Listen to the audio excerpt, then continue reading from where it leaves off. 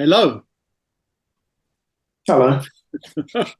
And welcome to the Quantum Bridge with myself, Casper, my co-host, Gary, and today we've got a guest, and it's actually a returning guest, so we're very pleased about that.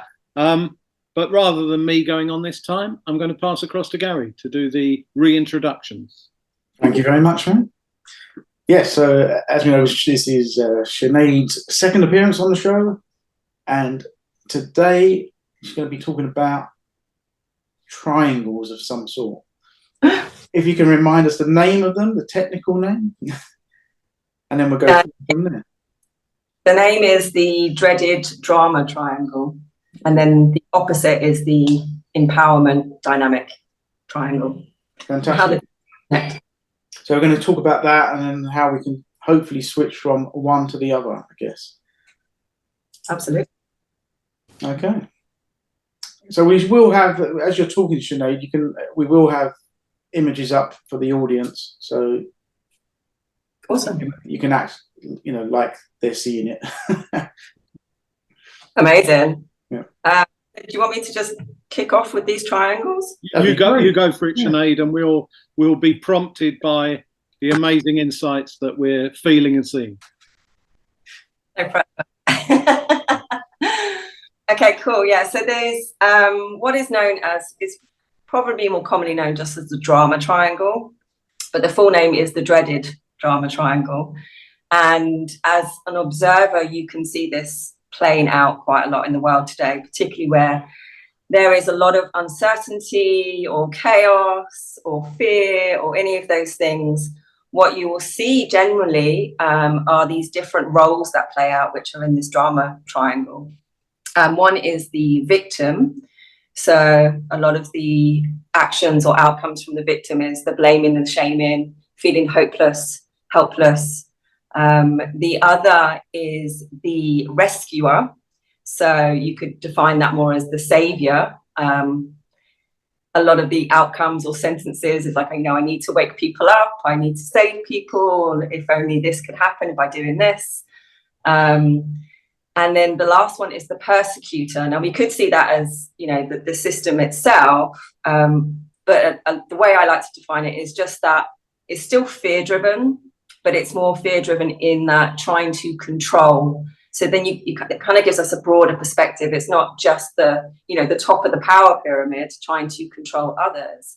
It's anyone that feels that they are trying to control the uncontrollable. So people can move through those or be operating from like a fusion of three, or some people are very much stuck in one role and then it plays against the other. So the rescuer and the victim play well together, and then obviously the persecutor and the victim play well. So it's dynamic, so it's connected, and there's also crossover. The other triangle is the empowered, so very much disempowered, basically. And then the other triangle is what's called the empowerment dynamic. And within that one, you have the challenger, so those that are willing to face their challenges. I would say, first and foremost, the inner challenges, the inner conflicts. Then you have the coach, so you're willing to navigate, coach, take on those challenges, move forward, learn from mistakes as well as other wisdom. And then the top of the triangle is the creator. So when all of these come together, you then become the creator, or on a larger scale, co-creator of your own reality. And so that's what those two triangles are about. And quite powerful in terms of when you understand them, because the way our mind works is if you don't frame it and don't name it, you can't understand it. And so you see this again playing out a lot of the times. You can have two people, or I've definitely experienced it. You're having a conversation and you could be talking about the detail of something, and it's just there's no connection, there's no relating, there's no reasoning with the other person, and that will be because they have no frame. The agenda, for example, the global agenda is one particular one. You could be talking about the details within that agenda, but if the person you're talking to doesn't have a frame, then they can't understand what you're saying, because it's not framed, it's not named, and therefore they can't understand it, which is why I really like this triangle, because once you frame it, you name it, you start to understand it and where your role is or dynamically is. And then you can start to become the coach, challenge yourself, and become the creator of your life, basically. So yeah, those are the triangles. Brilliant. Can I just ask Sinead, do we all, or generally there's like 90%, 99%, whatever it might be, start off in that, in maybe the less desirable triangle and move to the other one? I mean, other than if we come in as fully ascended masters like myself, but for most people, or do people come from one and move to the other? Do they bounce around in one for a while, maybe touch on one and fall back? How do you feel that they, in terms of the human psyche and our own life journey, where generally people are positioned in those? Do they, for example, do they need to have had some sort of, I don't really like the term, but an awakening event to find themselves in the creator stroke co-creator triangle? Or can you just give an idea of sort of where that normally sits for most people? Yeah, I would say that most of us, unless we do come in as some sort of ascended master, are coming in with wounds, even if they're not our individual wounds. So even as a baby, you're coming through with ancestral and intergenerational wounds that haven't been healed. So you're, unfortunately, you could see it as, but then there's also kind of the possibility out, but you come in with these unresolved wounds. So you are more in a disempowered state in the world that we live in. And what I mean by that, it doesn't mean that you're acting as a victim per se, but there isn't the belief that we actually have control over the nature of our reality, or we have like co-creation, quote unquote, control over the nature of our reality. And so therefore things are happening to us and we don't understand our true power. So there's different levels, I would say. Like some people seem to, quote unquote, be more successful, but they are still operating from within that triangle. And my personal opinion from my experience and those that I've spoke to and those that I know, there has been like a multitude of events, sometimes big or sometimes just a lot of minuscule events, that we suddenly kind of have what would be called an awakening and start to see the system and then our role within it, and then start to move towards being more empowerment. That doesn't mean there aren't cases outside of that. There probably are. But generally, young kids are more in the imagination role. So they still have that creative power, but they're not aware of the system and the conditioning that is continuously being put at them. And then that starts to impact the unresolved wound. So then a lot of people by, like primary school, for me, definitely secondary school, that empowerment that I had to just be myself, which is where the true power is, your authenticity, which is etymology wise, it means inner authority. I was operating from my inner authority as a child, like many children do, but that started to be ground down because I wasn't aware of the system that I was in. And so, yeah, I think kids are more connected to the imagination, creative spirit, but they do come in with wounds. And so unless those are dealt with, we start to fall into the system that we see, which is very disempowering for humans. And then some people bit by bit start to question and then start to see things differently. They have better awareness, and then they start taking action, and then they start connecting to their desires, which is then more in the triangle. But that process in itself, that's not linear. Like you don't just kind of wake up and suddenly you're in the empowerment triangle and you never fall back, or you never experience fear, or you never get caught up in the drama. It's just you begin to catch it quicker because now you have a felt sense and experience or contrast of the difference. Like I know what it feels like to be empowered. I know what it's like to experience the power of my imagination and taking action and creating something like quite fast. That's not something I was doing before. Things would happen or there would be more force behind it. This is way more flow. So you're either not the flow state itself, but it's way more flow and playful and ease, not easy.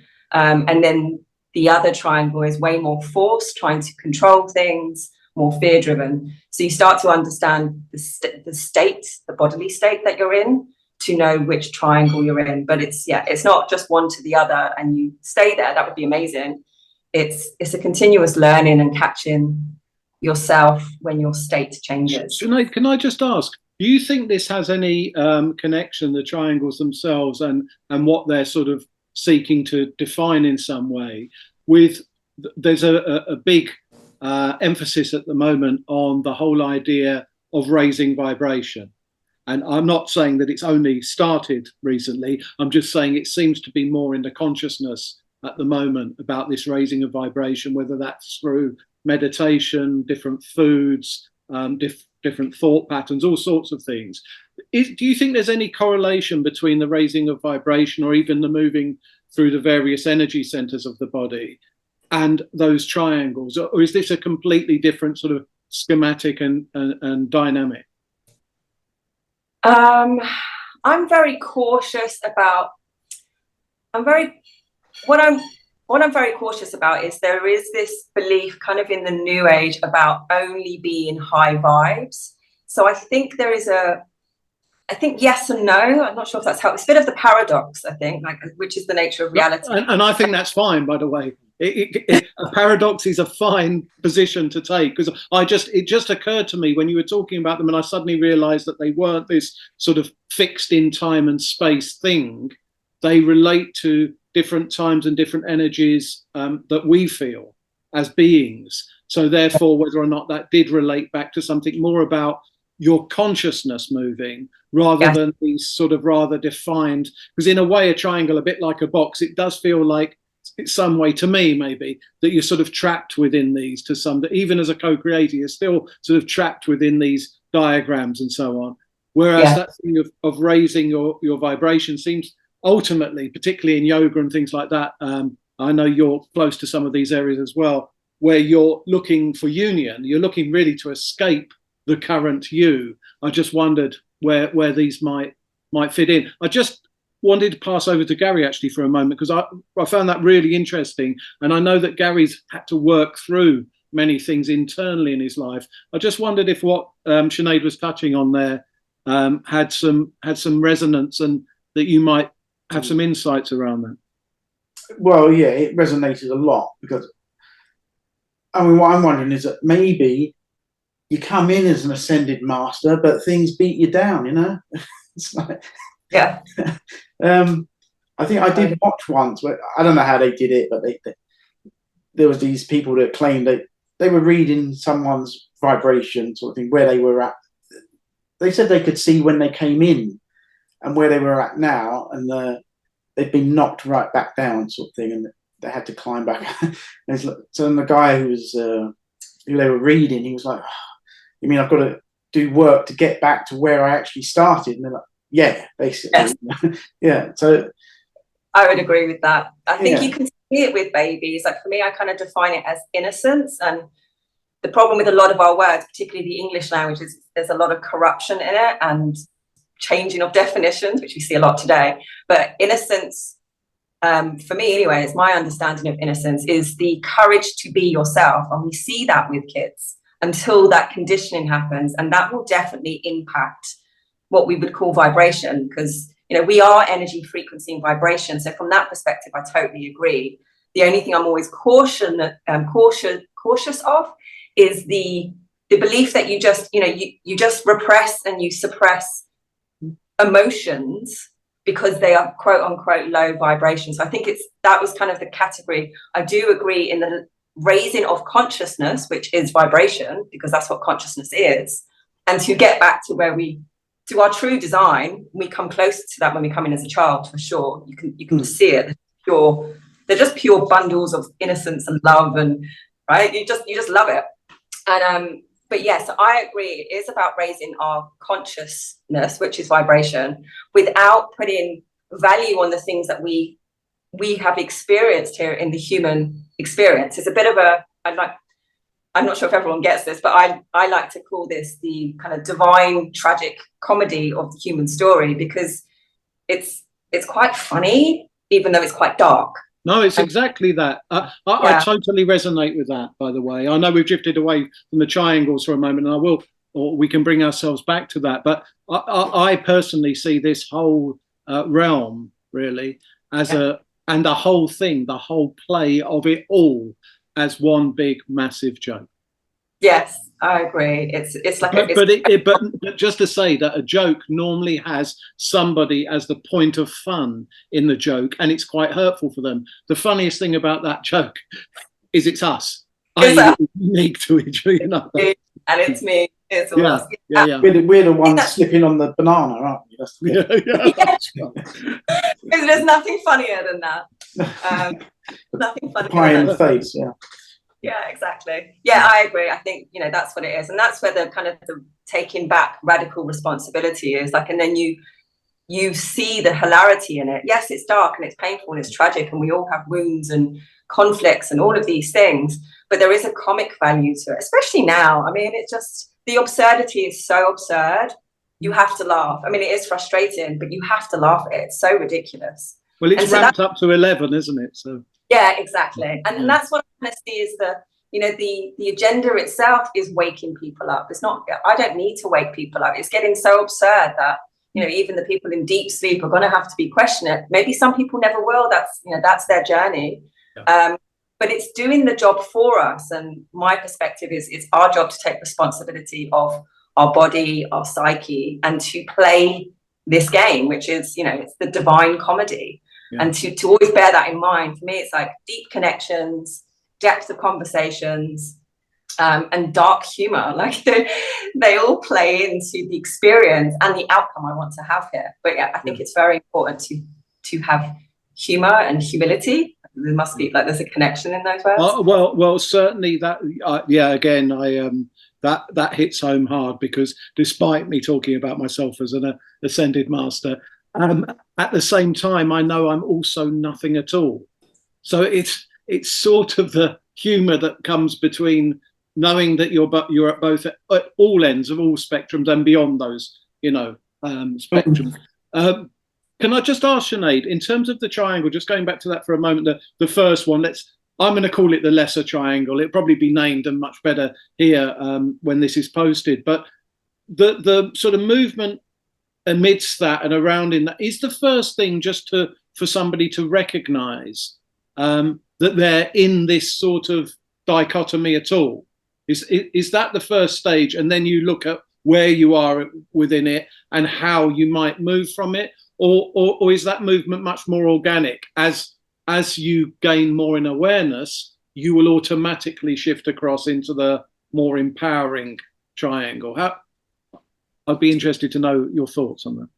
I would say, again, paradoxically, it's both. But awareness definitely being the first point. And that goes back to the being able to frame it, not necessarily as a triangle, but having a frame to work within. And then you can name it. And then you understand it. And from that point, then you can start to take different approaches and different types of actions, which can, you know, you can start to feel more empowered straight away. But yeah, definitely awareness is always the first point. And then from a physiological point of view, so I kind of come at it from the mind, body and spirit, or body, mind and spirit. So from the physiological point of view, from the body perspective, it's very much about grounding yourself and appreciating and accepting where you are at. So that's where the awareness comes in, like trying to kind of fix something or move forward when you haven't really acknowledged your starting point is where it can get messy. And you can just end up trying to save people without actually taking responsibility for where you are at. It's not good, bad or ugly. It's just, it is what it is. And then from that point, you start consciously moving forward, gaining awareness, bringing in, you know, routines and rituals that actually help you feel empowered. That changes your way of thinking and creating. So you can quickly jump and feel more empowered from that, just that awareness, because suddenly you have a better understanding of what the fuck is going on and your role to play. So, but then Sinead, can I just ask, the person that came up with these triangles, you obviously know far more about this, I know nothing about this, but the person who came up with it, was the intention just to show people where they're at, or was it an intention of showing them where they're at and how to move? Do you know even if the person who came up with these had a route from one to another, or to go round one and then go into the other and go round the other to end up at the sort of co-creator stage? Is there a defined method, or is this just more about saying these things exist? I don't know whether the creator of this, I think there's a book around it. I don't know whether they Okay. My personal opinion is there's no one route for all ever. Fits all, yeah. Okay. Yeah, exactly. It's just we're all very individual. We come in unique, and so there's going to be different ways of navigating, and we have our own wounds and wisdom to bring forth. But there is a structure which I think this helps to provide in terms of, you know, focusing what I would say is on the body, the mind, and the spirit. And I think that always comes back to, like, you know, the magic trinity. So there is that structure, but like everything, it's a paradox. So it's one connects to the other. So it could seem like there's a linear, but it's both. Everything crosses over and connects, and it's quantum. It's quantum, exactly. So yes, so there's no one group, basically. Yeah, but there is. I mean, that loop around I think is where I'm gradually moving into this other empowerment triangle, but it's like you said, you can slip back, and that's sometimes it's like, you know, so we feel empowered, but then we also say, well, I want everybody else to wake up or something, and that will make me better.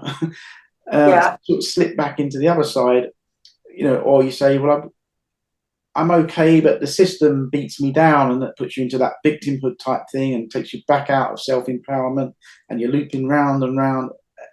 And gradually what I find it seems quite a process that I end up more and more in the, if you want to call it the good triangle, but it's, you know, it's like, I think, like you said, you speed up so when you do dip back into the other one, because you have these, you recognize it, you say, you know, I know how to get back out of it as well now. You know, you see yourself giving your power away, and it's quicker to respond, I think, because you have these concepts. Awareness, isn't it? That's the thing. Yeah, awareness, and you have that felt sense, like it feels different. You know, I'm not feeling as creative or as playful or as rounded or as connected or as joyful. You have these felt senses now. So when you're just in that other triangle, you don't even have the contrast. In the drama triangle, you just know those feelings of contraction. And once you experience a feeling of more expansion, whatever the emotion or the feeling is, now you have that contrast. And so, yeah, you don't always catch yourself when you've experienced something maybe outside in or inside out that makes you feel contracted. But now you know there is something or somewhere else. And it could be that rather than looking at it as a triangle, when you were talking there, more looking at it as a spiral or as a circle, like two different circles, rather than it looking hierarchical, because that's not what we want. And I think that was also the thing that I don't resonate with when it comes to the different types of vibration, and put it in a hierarchical value system. Like, that's the system we want to move away from. So circles or spirals, probably in terms of a visual, could be more helpful. The other thing I was going to mention, that I think that these we're touching on some really nice areas. I like also that we're not absolutely confining ourselves to the triangles either. I know that many in the sort of more mystic traditions and whatever, actually also in the higher echelons of martial arts as well, talk about the idea of there is this wonder in this expansiveness, this unlimited and sort of infinite nature that we have. And when our awareness touches on that, it's something beautiful. But there's often this talk about you need to contract to expand. So there are times when that contraction and that grounding and that pain actually of going, oh no, I've just lost my enlightenment. Or of course you can't either lose it or gain it, but there is the sense that you have. That contraction actually can be very beneficial for the next wave of expansion. Yeah, absolutely. I would agree. It's that seeing it more rather than as a failure, it's more of a calling to go back to something that needs more integration. And that's all it is. So it's being mindful of the stories that we can tell each other, because they can be, the stories itself from the mind can be very empowering or disempowering. So even if we feel like we have fallen back or we're not feeling very empowered, it's like, or that it just means that there's something else there to look at, and that in itself is still growth. So there's, you know, there's many different ways of growing, and there is pain there for us to it's not release from that perspective, it's more integrate. I see it. So the old, if you go back from etymology for the word of integrate, it's tango, and I love that, because tango actually means touch. So it's going back to touch these things that are requiring integration, and then there's further expansion. So yeah, it's never linear, but it's moving away from the story that we've fallen backwards, or we're failing, or we're not where we should be, we're not at this top of the pinnacle or pyramid. It's like, no, that's not the human experience. It's just expansive, and then we contract and expand, contract and expand. We're learning. Yeah, I totally get that. I totally get that. No, that was a really nice way of looking at it. And that word integration and whatever, yeah, because you can't, there's no way of getting over things to the point where they no longer existed. But certainly we can look at things that scare us, and by being willing to face them, we can allow transmutation or alchemy to take place. We don't do that per se. Well, I don't believe that we do, but just that that bravery to look at frightening areas of ourselves allows for that to sort of, that alchemy to work, I think, to some degree. Yeah, I totally agree. I don't think that we don't do the alchemy. That's the magic of, you know, source and universe. But we play our part in that, which is looking into the unconscious, looking into the quote unquote darkness. And in there, it's not necessarily negative. There can be pain, but there can also just be parts of us that are unfavorable, you know, for whatever reason. One comment was made, or it's passed down, or our culture. All of these kind of fractured pieces of ourself, of our true self, are in the unconscious and in the darkness. So it's not all negative, shall we say, but it's just, it is in the dark. So you don't want to be shining a big light in the darkness. So the darkness is the darkness. We want to be going in there to retrieve what is ours, and by doing so, you know, we're also letting go of what isn't us. And that's the thing about the courage, because the darkness is scary. It can be frightening, and there are things in there that we have been told not to look at, or we don't want to look at. But that's the integration process. That's touching the void, because light comes out of dark, and I think that's the important perspective, or has been on my learn, is like not being scared of the darkness. The abyss is where the light comes from, and that's where the source actually is. So I totally agree. It can be frightening, it can be unfavorable, it can be painful, but from that is where the expansion happens, because you're putting yourself somewhat back together again to be authentic. Yeah, that's an interesting point you make about the fear aspect of it. Actually, the fear is always before the thing itself. So once you've mustered the courage to face the fear, whatever then you come to face is not what it is never quite what it seemed, is it? It's always the projection is always worse than the reality. And I also think a lot of this touches into the area, and again, I hope you come back and we do the conversation about the broader sense of martial arts and the spiritual and the playful aspect of that. But I'd also like to touch on the area of forgiveness as well. Not just forgiveness in a martial sense of you got into some sort of conflict and need to resolve that, but the internal forgiveness. Because the real journey, I believe, that we're all having here is one where ultimately it's a lot to do with forgiving ourselves and allowing ourselves to relax, and then everything else manifests. Yes. And the worst judges we have are ourselves, basically. Absolutely, yeah. We are the co-creators of everything, and if judgment is in there, then it's very difficult to, you know, create your true desires, because you're judging yourself, and there's no forgiveness of what seems like. This comes back to, I think for me, this touches on the story, you know, the story that you're telling yourself. And if there's no forgiveness of what's happened or what you've done, or the kind of the unconscious elements that are playing out, those don't come from conscious intent. And that's the really important thing, and that's where forgiveness can really play a role of understanding that our behaviors and our mental state are driven predominantly from our physiological state. So if we're in a state that is unsafe, we are not consciously acting from intent. And that's one of the things for us to really understand, is that it's putting our body where it feels safe. And this is where kind of it's easier to have conscious intent.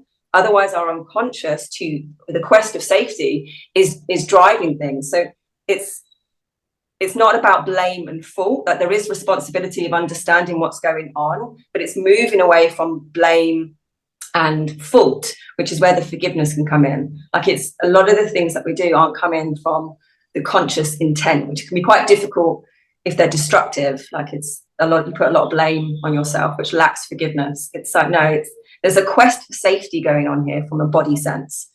And then there's the mind, and then there's the spirit. All three of these things are playing, and it's not easy to union them. But that's the game. That's where the tragic comedy can come in. Absolutely right. And that is, the union comes back to the likes of yoga. It exists in Tai Chi, in any of those more ancient traditions. The real crux for me of all of those is the falling away of the ego, and thereby, what are you left with when you've lost yourself? Well, you're left with everything. I mean, it's the whole peeling of the onion until there's nothing left stuff. Gary, absolutely. Have you got anything else you wanted to add? Because I'm thinking we're coming sort of towards the end of the time that we've got, and I also really pleased that this has moved to a point where the sort of that larger Marshall discussion that we touched on with Sinead last time, that's sort of getting nicely teed up, but we might still bring in and inform that discussion from what we've had today. Is there anything else that you think that I've missed, or that we should talk about? No, not particularly, but it's just been interesting for me in many ways, and it might have helped me if I knew some of this in my 20s, so or earlier, because a lot of it hits home, and I sort of when I've been